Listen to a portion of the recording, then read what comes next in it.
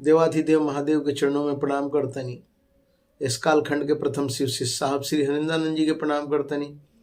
शक्ति स्वरूपा माँ दीदी नीलम आनंद के प्रणाम करतनी। रुआ सब गुरु भाई बहन के सबके हम हाथ जोड़ के प्रणाम करतनी। आज विषय बाटे कि साहब एगो बात शिष्यानुभूति में लिखले बानी कि शिव शिष्य के जीवन में लौकिक और पारलौकिक सुख स्वतः पूर्ण हो जाला। तो का ए पर रुआ सबको विचार कैले बनी कि साहब के कहला के मकसद का बा। आदमी जो भी बाटे उ सब आपन आपन इच्छा पूर्ण करे खातिर शिव शिष्यता स्वीकार कर ले बा। लेकिन कभी पर रुआ विचार करब, हम देखत रहनी एगो वीडियो देखनी साहब के जौना में कि साहब के उ मकान बा जहाँ पर एकदम पुराना खंडहर टाइप में हो गईल बाटे और एगो साहब के कार भी है, दू गो कार भी है जौना कार से साहब शायद ऑफिस आवत जात हो कब जब कार्यरत रहनी था। और सब मतलब ये समझ ली कि जितना भी कुछ बाटे सब खंडहर हो चुकल बाटे। और या हम देखी कि वीडियो डले रहुए फेसबुक पे और बरखा दीदी भी साथ में रही और भी 2-4 भाई बहन लोग रहुए लोग। तो हम बहुत मतलब कंफ्यूज टाइप में हो गए कि साहब लिखने की लौकिक पारलौकिक शिव स्वतः पूर्ण हो जाला शिव के जो गुरु बनावेला। लेकिन मन में हमारा ये विचार आयल कि साहब लिख देने की लौकिक पारलौकिक जीवन स्वतः पूर्ण हो जाए, लेकिन एकरा पीछे साहब के लिखे के मकसद कुछ और रहे। साहब के लिखे के मकसद हमरा जहाँ तक समझ में आयल कि जौना लौकिक और पारलौकिक सुख के तू मांग कर तर उ सब एक जगह ये धैल रह जाए। तार इच्छा बा कि महादेव हमारा ही काम बन जाओ तो महादेव काम पूरा कर दिहन। लेकिन पूरा कैला के बाद का तू मान ल कि बिल्डिंगे मान लेला, चाहे गाड़िए मांग लेला, चाहे जौन भी तार इच्छा भइल तू मांग लेला का, लेकिन तू जइबा तो ओकरा के लेके साथ में जइबा। बहुत देर तक के बाद हम कंफ्यूजन रहनी और लास्ट में हमारा यह समझ में आयल कि कुछ मांगला के जरूरत नहीं है। महादेव स्वतः अपन जौन भी दिहन ओकरा के हमनी के स्वीकार कल जाई। आज साहब श्री हरिंद्रानंद जी हमनी के का दे गइल बनी। साहब हरिंद्रानंद जी शिष्यानुभूति में लिखनी कि लौकिक परलौकिक सुख मिली रुआ के, लेकिन और लौकिक सुख के रुआ के तरह आनंद लिहल चाहते नहीं। ए पर विचार करी।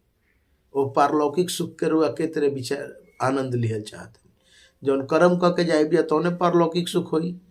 और हमनी के कर्म जौन बा लौकिक सुख में जौन बा यही है महादेव हमरा के गाड़ी दे दा, बंगला दे दा, हव दे दा, हव दे दा, तो एकरा में लौकिक सुख के आनंद महादेव देइयो दे तरन तब वो हमनी के मन संतुष्टि नहीं खे। तब भी हमनी के जौन बाकी मांग और चाहत बढ़ते रहती है। ये बात पर बहुत देर तक हम विचार करनी और हमरा जहाँ तक समझ आयल कि साहब के लिखला का मतलब यह रहल कि लौकिक पारलौकिक सुख तहार सत्य कर्म बा।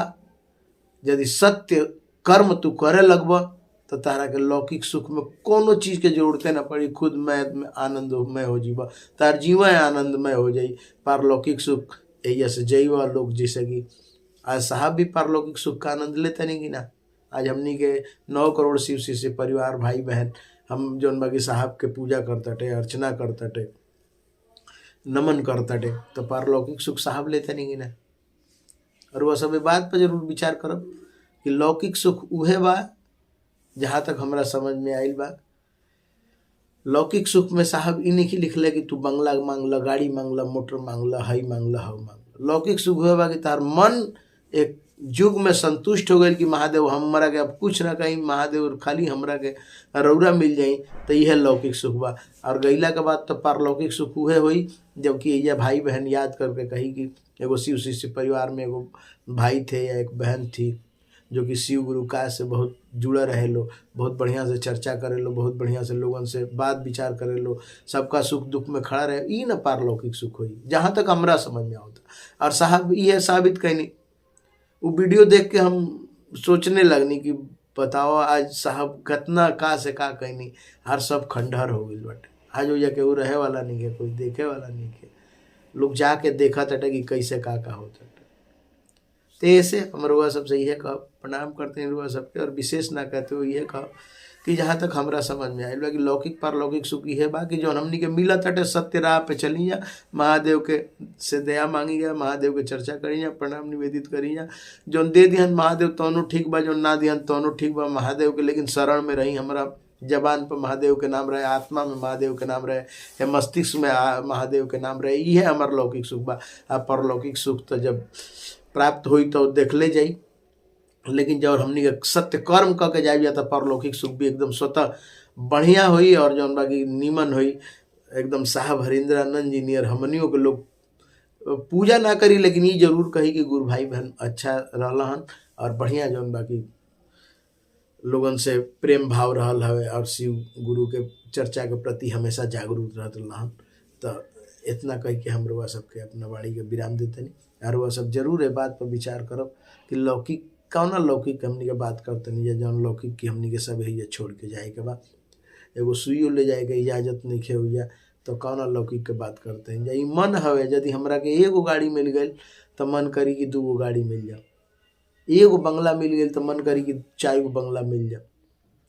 ये मन जौन बाकी बढ़ते चल जाला, आ मन के बांधे खाती ही साहब कहलन कि शिव के गुरु बनाओ, आ शिव के गुरु बना लेब तो तार मन बंध जाई। ओकरा बाद तारा मन में कोनो लालसा कोनो लालच ना रह जाई कि हमके हई दमा दे, हमके हऊ दमा दे। जौने मिली वही में खुश रहब, रूखा सूखा खा के भी संतुष्ट रहब। यदि शिव से तार जुड़ा हो जाई, शिव तारा के पकड़ लिहन, तो कोनो लालच ना रह जाई। हर सबके प्रणाम करते हैं। जय।